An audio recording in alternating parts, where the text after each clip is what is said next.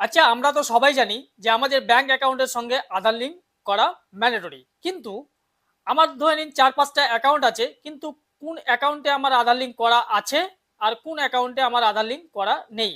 যেগুলো আধার লিঙ্ক করা আছে সেগুলো তো ঠিক আছে, কিন্তু বাকিগুলো তো আধার লিঙ্ক করতে হবে। তাহলে আমি চেক করব কিভাবে যে আমার কোন অ্যাকাউন্টের সঙ্গে আধার লিঙ্ক করা আছে আর কোন অ্যাকাউন্টের সঙ্গে আধার লিঙ্ক করা নেই? তাহলে আমার এই প্রসেসটি দেখে নিন এবং ভালো লাগলে সেভ করে রাখুন। আপনারা প্রথমে আপনাদের মোবাইলে ক্রোম ব্রাউজারে যাবেন, যাওয়ার পরে গুগলে লিখবেন এনপিসিআই। এনপিসিআই লিখে সার্চ করবেন। সার্চ করার পরে পরে আপনার সামনে একটি এইরকম এনপিসিআইয়ের একটি লিঙ্ক দেখা যাবে, সেটিতে আপনি ক্লিক করবেন। ক্লিক করার পর বাম দিকে কোনায় 3 লাইনে ক্লিক করবেন। ক্লিক করার পরেই আপনার সামনে এইরকম একটি ড্যাশবোর্ড খুলবে, যেখানে লেখা থাকবে কাস্টমার। সেখানে আপনি ক্লিক করবেন। ক্লিক করার পরে এখানে লেখা আছে ভারত আধার সিলিং ইনাবেলার, সেখানে আপনি ক্লিক করবেন।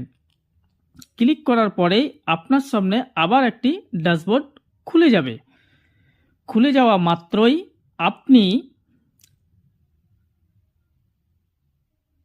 আপনি দেখতে পাবেন যে এখানে আধার ম্যাপড স্ট্যাটাস, সেখানে আপনি ক্লিক করবেন।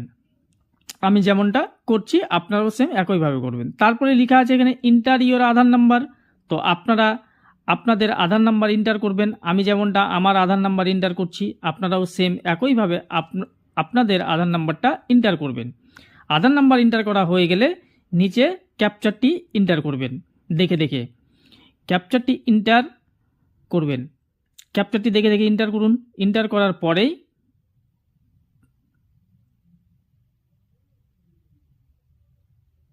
এন্টার করলেন। এন্টার করার পরে চেক স্ট্যাটাসে ক্লিক করবেন। চেক স্ট্যাটাসে ক্লিক করা মাত্রই আপনার মোবাইলে একটি ওটিপি যাবে, আর সেই ওটিপিটি নির্দিষ্ট স্থানে ইনপুট করবেন। করলেই আপনার সামনে একটি ড্যাশবোর্ড ওপেন হয়ে যাবে।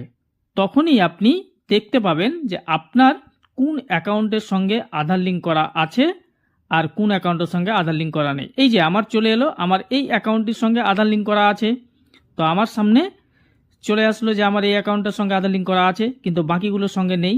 বাকি যেগুলো আধার কার্ডের সঙ্গে অ্যাকাউন্ট নাম্বার লিঙ্ক নেই, সেগুলোর সঙ্গে অ্যাকাউন্ট নাম্বারটি লিঙ্ক করতে হবে। সেম একইভাবে আপনারাও আপনাদের মোবাইল থেকে দেখে নিতে পারেন। এবং এই ভিডিওটি ভালো লাগলে ভিডিওটিকে